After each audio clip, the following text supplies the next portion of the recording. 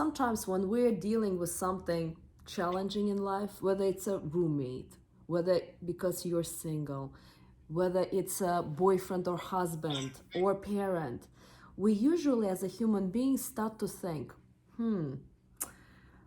I guess it's a bad luck or something is wrong with my life. Someone we need to blame.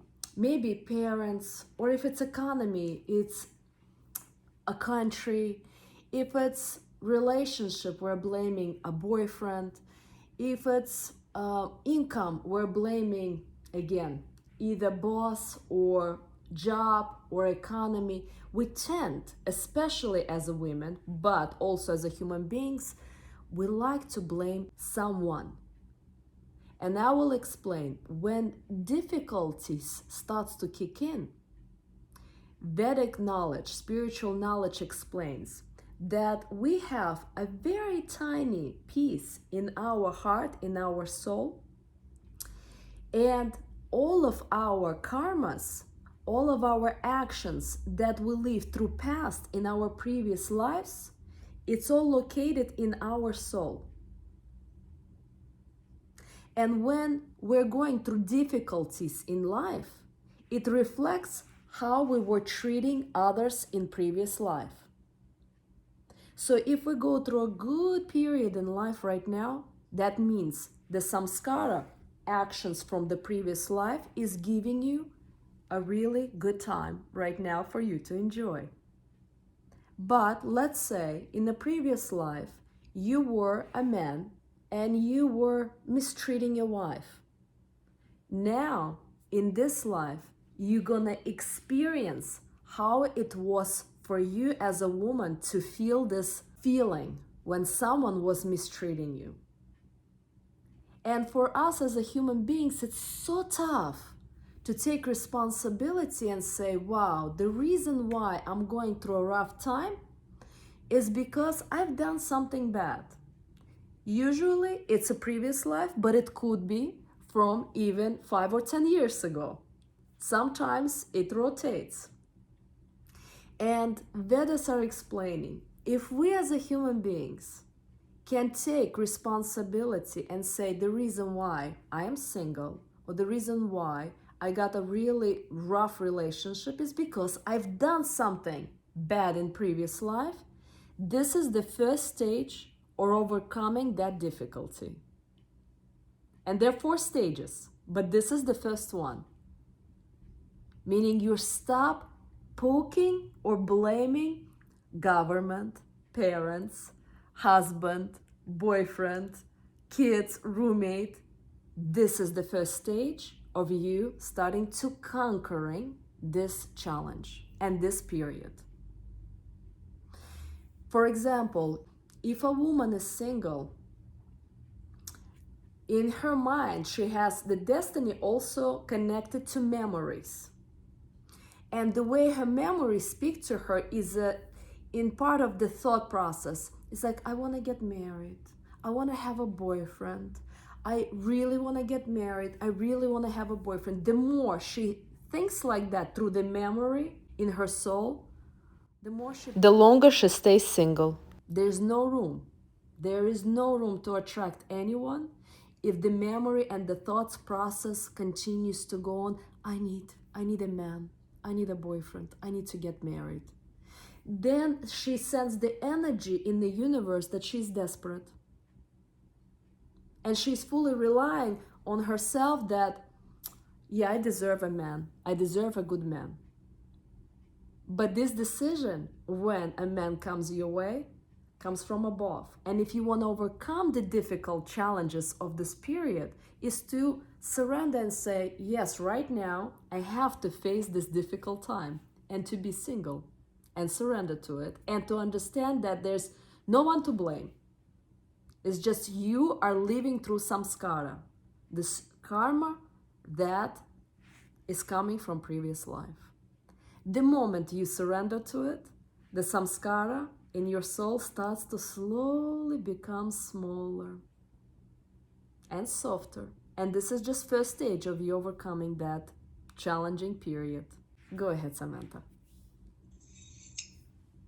how how do you balance that with humans, if that makes sense? Mm-hmm. Like allowing how they treat you as instead of being like, oh, I must have done something bad, but then still having those like healthy boundaries. Ah, beautiful. Um, you gotta have boundaries. But at the same time, even if you're putting the boundaries, you still feel upset with that person. You still feel because if you are hurt with someone, if you're annoyed with someone, if you're frustrated with someone, that means your connection with this person is already there. And that means the destiny kicked in. That means you've been treating someone like that in the past. And now it came back to you. They're poking you and annoying you, right? And so you gotta put the boundaries, right? For example, even if you live with them, you can say, hello, how are you doing? Thank you. You gotta have a kind of a business relationship with them, distant. But at the same time, they're still annoying you, right? And if they're annoying you, you gotta continue doing the spiritual practices because realizing that it's not them, but it's you. It gives you this first stage of understanding that they're here to help you to overcome that samskara, that karma. That's all. You understand? And if you continue to either meditating or doing affirmation or prayer, this is the fastest way to overcome the other three stages. If you're not advanced, you can just go for a walk every day for 30 minutes or running. If you're not advanced in spirituality, that's all you do. The second one is being with feminine women, which is we're doing right now. We're growing spiritually. This is another way of overcoming the destiny. But the fastest is on the daily spiritual practices. Yeah, very good. Any other questions with regards to that? You're welcome. Yeah. And it feels so powerful the moment you realize, okay, they're here to teach me. They're here to help me to overcome this thing that I've done to others. That's all there is. You're starting to feel the sense of relief because otherwise we're walking around and being victims in life.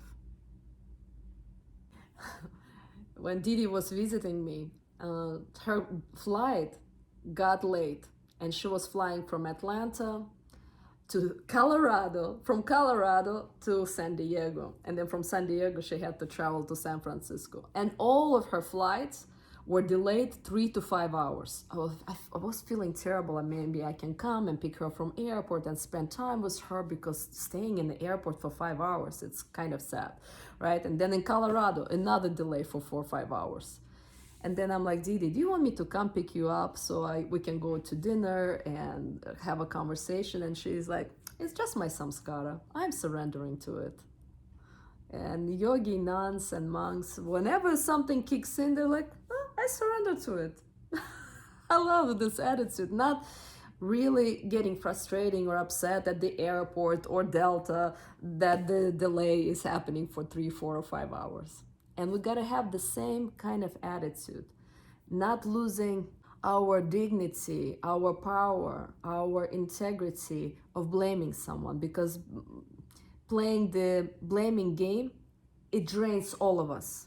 If Sarah going to fully surrender that her boyfriend or her husband is trying to teach her that this is her karma and stop thinking that something is wrong with him, she's gonna have amazing power. And there is a chance that maybe in a year or two they can be together, if not in 6 months, because she will overcome the destiny with him.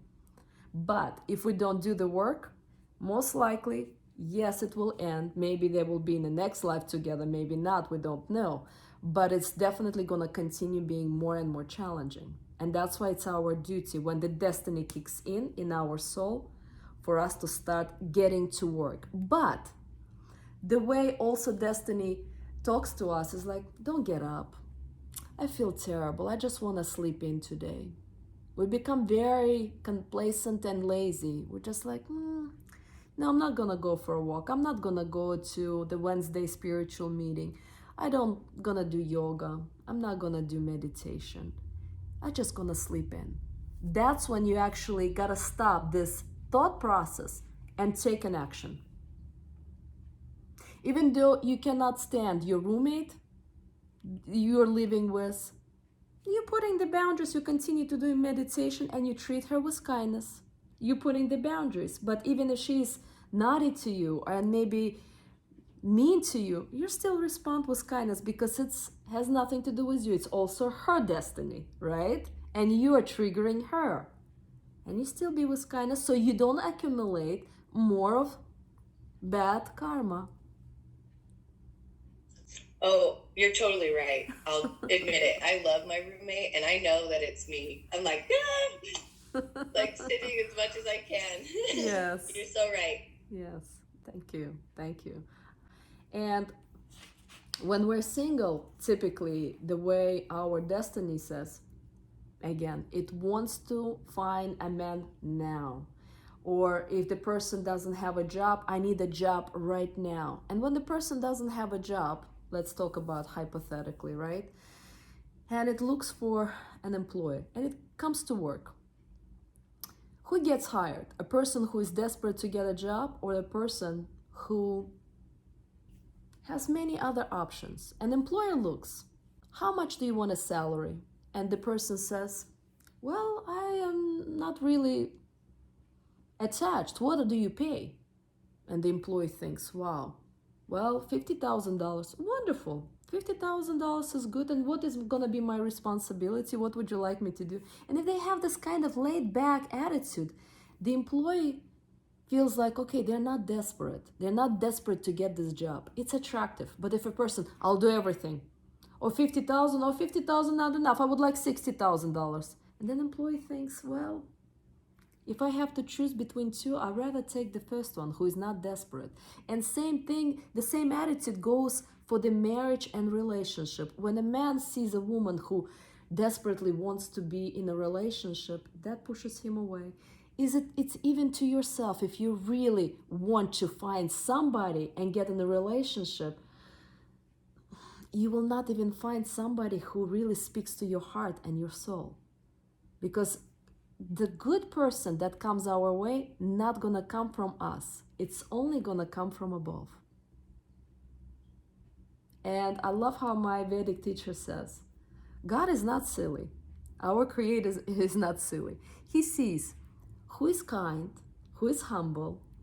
If you're helping around homeless people, if you're helping around kids or wild animals or someone, you're constantly serving.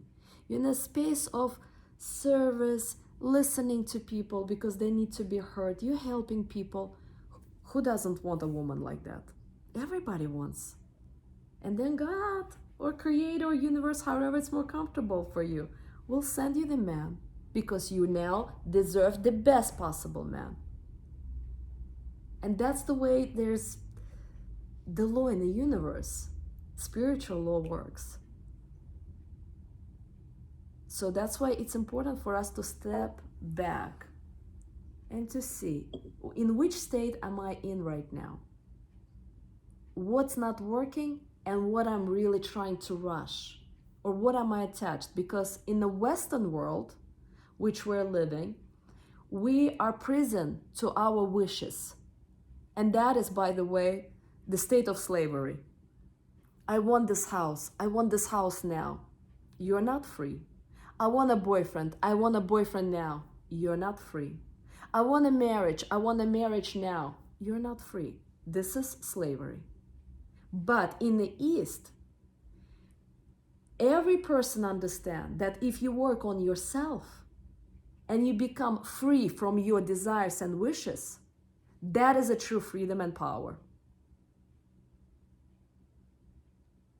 You want boyfriend, but if you don't have it, it's okay.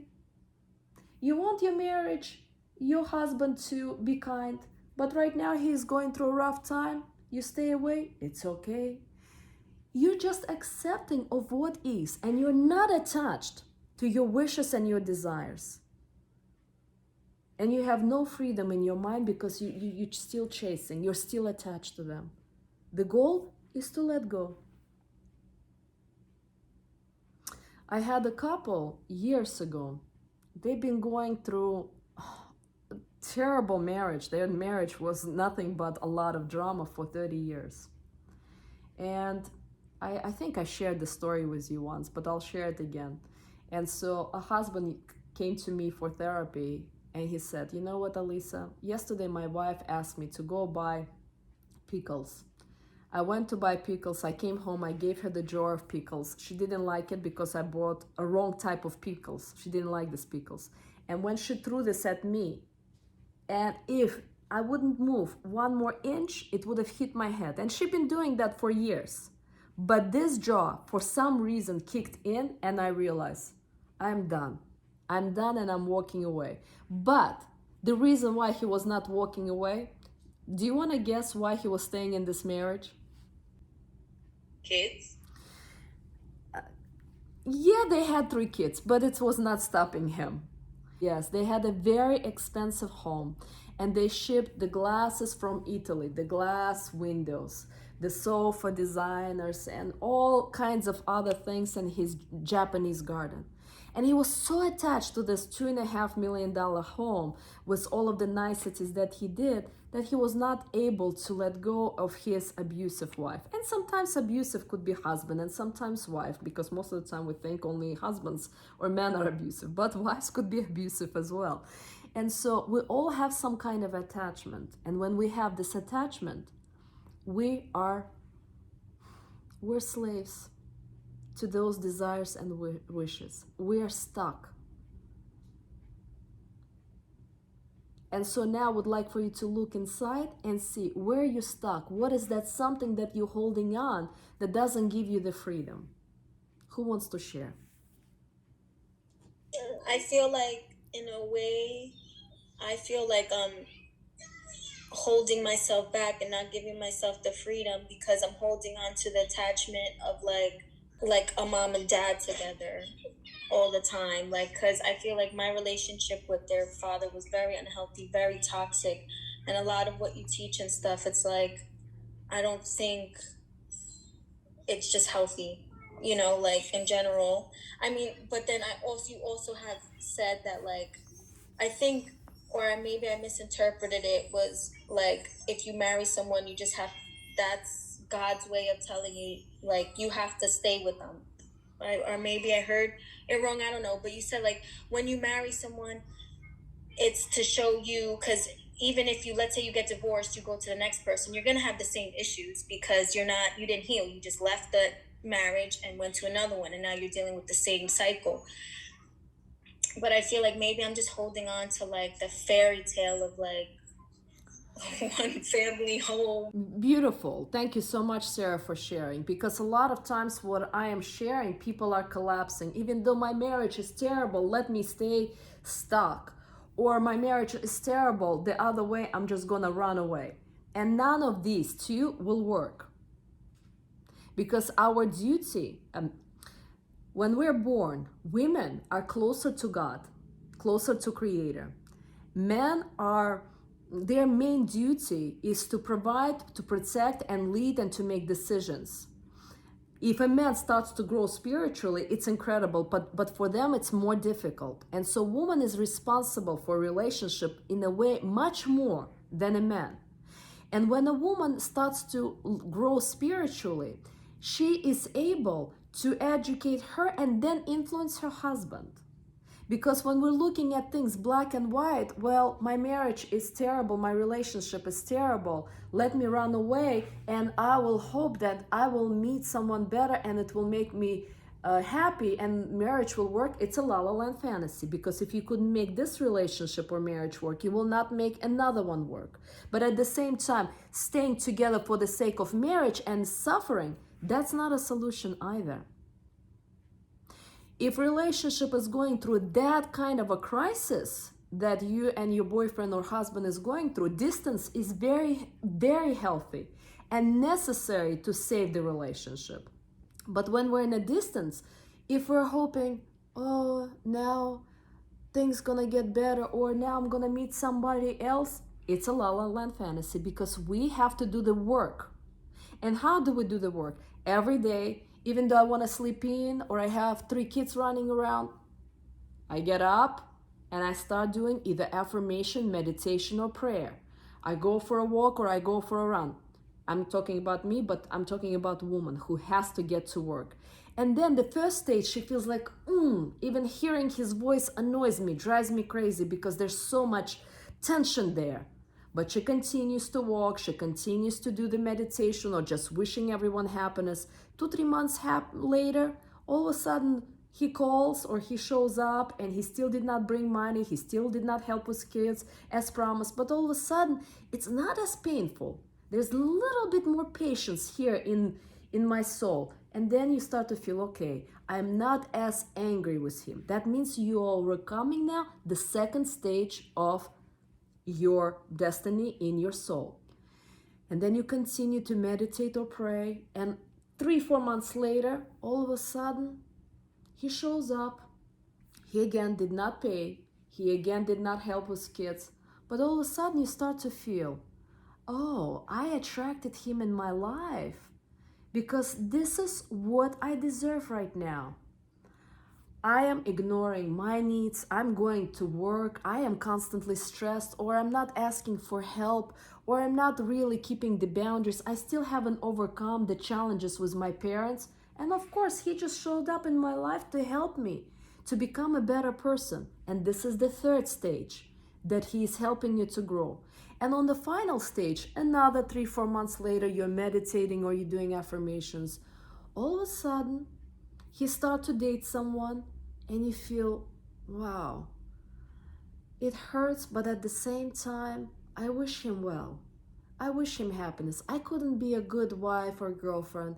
Now he's seeing someone, but I wish him happiness. And he shows up, he's still not helping with anything, but you feel sense of compassion and kindness, and even a little bit of sadness that you couldn't make this relationship work. And as you continue doing the meditation and affirmation, all of a sudden, instead of going to date with her, he shows up to you and says, Sarah, maybe I can help out today with kids and take them to a playground and maybe babysit, and you can go out with your girlfriends.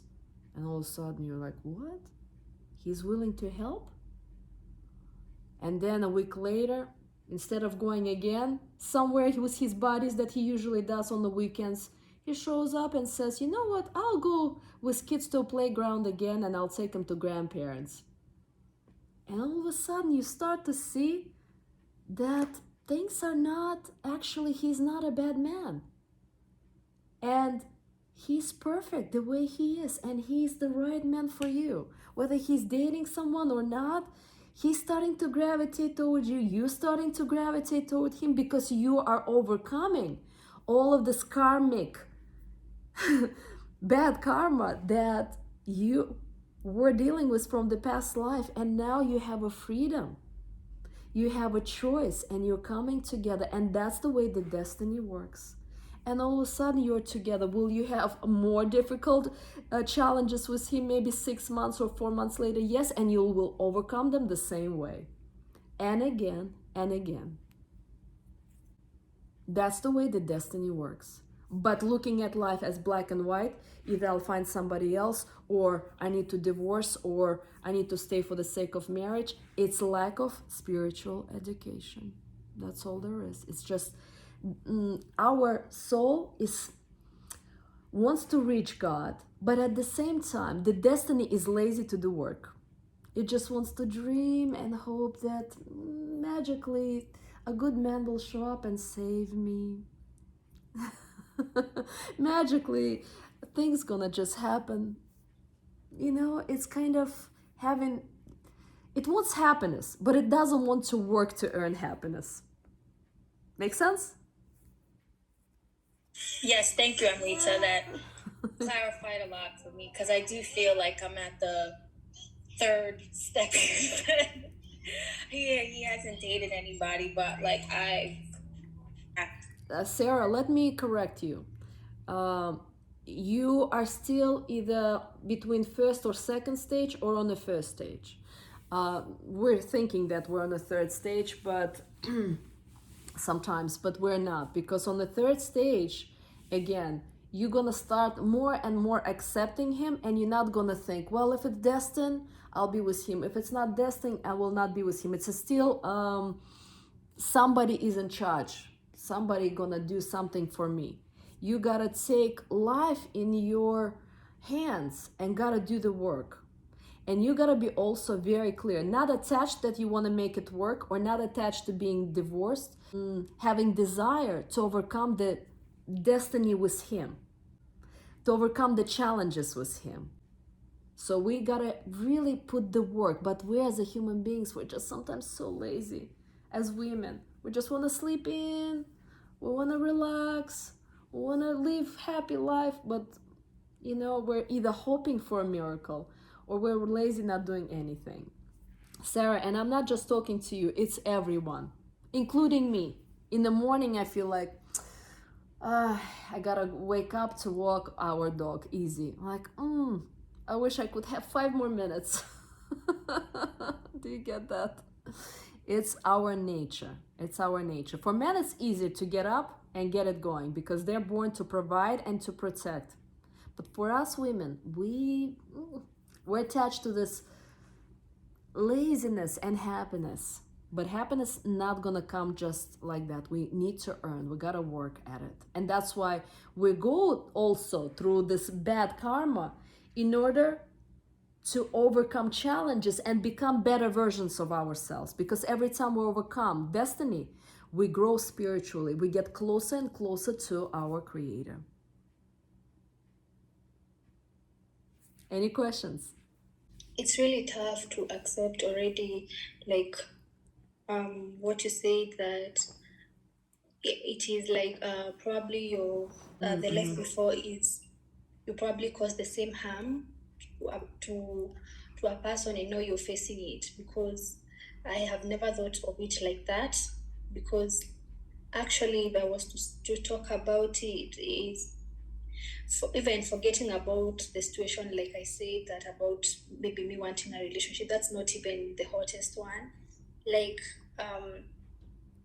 for me, one thing that I'd love, the destiny that I'd love to overcome is definitely my relationship with my mother. And to hear that I could have caused somebody that kind of pain, I am so shocked, very shocked, that I caused somebody the pain that my mom causes me every day. And I cannot believe it. And if that's the case, then Edith, yeah. I want to thank you and I want to acknowledge you for your authenticity, because to share pain of parents, it's one of the greatest pain. The second is obviously with husband and children, so I want to thank you for being vulnerable. Yeah, when we're born to abusive mothers or fathers, it's very hard to surrender and accept the truth, is because we were abusive to our children in our previous life. And so the way the karma works, all the pain that we caused in previous life, it's going to follow us into this life. And if we cause the pain to a husband or wife in this life, they're going to cause the same pain to us. And when we learn that this is the law of the universe, it becomes very easy that, yeah, I deserve this. And yes, I gotta accept it. I gotta surrender to it. And now I gotta do everything to heal. To heal in order to live life happy in this life. Because sometimes people are hoping, okay, one day I'll die and I'm gonna be happy in heaven. How yogis explain and Vedics explain that we actually could experience happiness, meaning heaven now or hell now in life.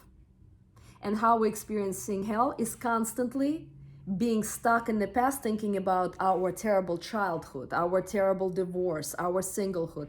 And then we're miserable, we're in depressed and anxiety. And if we're doing the work of praying or meditating, we are step by step healing our karma from previous life. Not just this life, but previous life. And that's how we're becoming closer and closer to happiness. Because all God wants is for us to connect to Him. But we're living life independently. If I'm just gonna work, I'm gonna make money, I'm gonna buy a house, I'm gonna have a car, I'll be happy.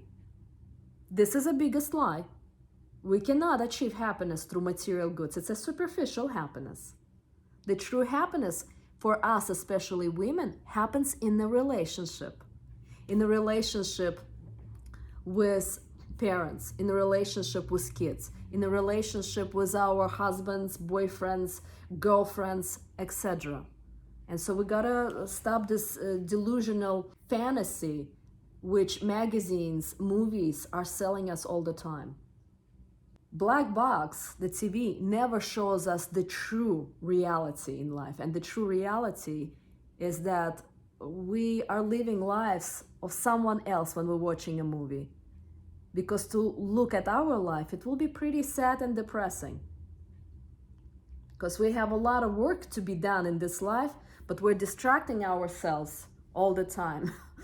Work, making money, dating on the dating apps, drama with parents, and etc. And so the movies are just there to help us to distract from our own reality, what's going on in our real life. And so, Edith, I want to acknowledge you for connecting to why you have this painful relationship with your mother. And this is the first stage of conquering the challenges in your soul, conquering the destiny.